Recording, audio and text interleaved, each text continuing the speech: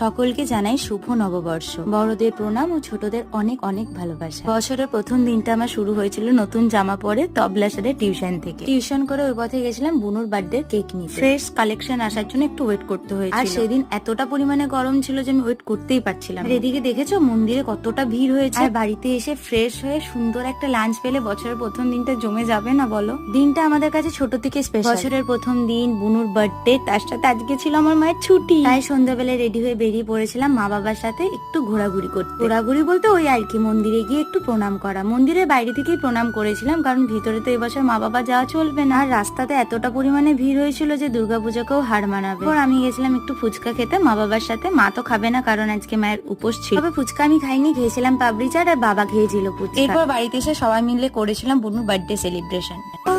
Happy birthday dear Bunu. এইভাবেই কেটে গেল। ভালো লাগলে সাবস্ক্রাইব করে দিও। বাই।